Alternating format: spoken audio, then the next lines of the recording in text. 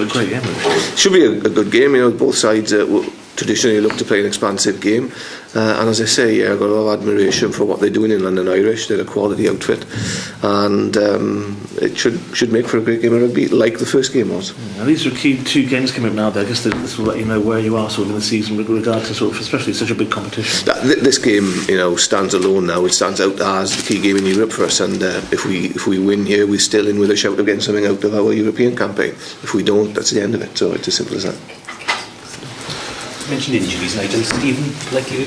He's touch and go. We'll know really Thursday whether he'll be fit. As I say, it's not a long-term injury to Stephen, but it's still in the balance as to whether he'll be fit or not. And we'll finalise our team on Thursday. And you mentioned Matthew Rees as well last week. Is that? Yeah, he hasn't quite made it. Matthew will be available for the Brive game.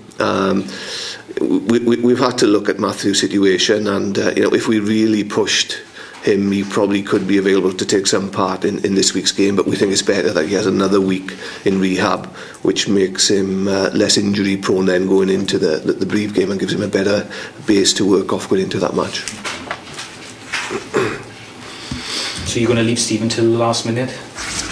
Well, Thursday, we can't leave it too late, and if there's still any doubt on Thursday, we'll push ahead then, because we need to, if people are going to come in, they need to be comfortable in the role, basically. Reece was picked last week, I assume he'll play if Stephen isn't available. I mean, at 10, he's progressed this season, do you feel? Yeah, I'm really pleased with Reece. I think his overall game is very good as anything out there at the moment, and where he's developed really this year is he's got a bit more of a mental hardness to his game. His goal kicking is still an issue, and we're working on that, but in the past his goal kicking would have affected the rest of his game as well, but that's not the case anymore, and I think that he affects games very positively, Reece. And I felt that in the Dragons game, for instance, at full back, he did have a significant impact on that game. Comments from the weekend, Stephen said he'd like to see out his future at the region as a coach. It must be music to your ears. Oh, that's great. It's absolutely fabulous. Steve's been a big part of what this place has been over the last 10 or so years. He's a great ambassador for us, and he stands for everything that we think is good about us, and on top of that, he's a great player, and again, he's somebody who can influence games very positively. So for Steve to be saying that, I think is great, and we're delighted. It's just a matter of Nigel tying things up from your point of view then, is that the case? Still obviously negotiations going on with him. Yeah, so, and that's the case with at this time of year anyway. There's a lot to be discussed with people inside and outside of the squad in terms of getting together a mix and a development of where we're trying to go. Some new headlines about Dwayne as well this week. Are you able to comment on any? I'm not going to comment on any specific cases like that, but as I said last week as well, it is the time of year where people start to look at the squad for next season, and that's what we're in the process of doing. How important is getting into the Ireland quarterfinals of the regions, Nigel? Is it? I think it's very important. I think that it's a European competition, and to be in a quarter-final of any European competition is an achievement. And particularly if you look at our group, for us to do it, we're going to have to finish second probably, and to do that in this group will be an achievement. And there's still some real quality teams in that competition. So yeah.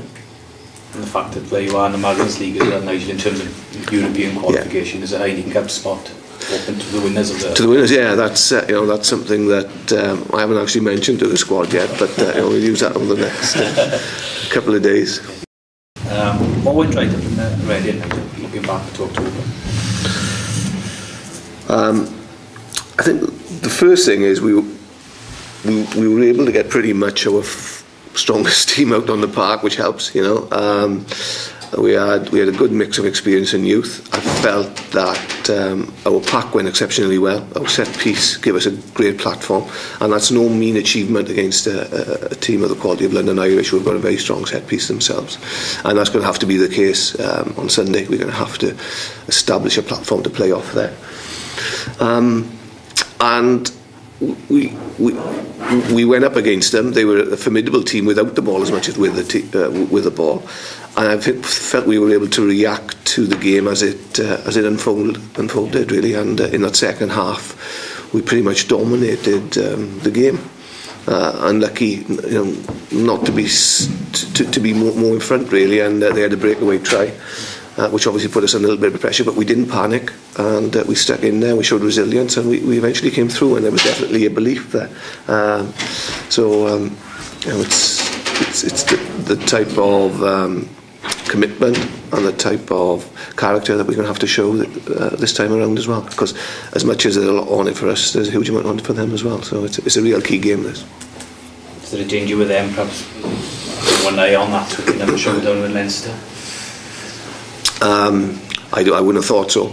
I think that they'd be bitterly disappointed having lost to us at home in the first instance, I don't know. I've got a lot of respect for their coaches and the team, but I think that they'll come here confident that they can do what Leinster did to us. And we were bitterly disappointed by that. We didn't do ourselves any justice in that game, and we're looking to put things right.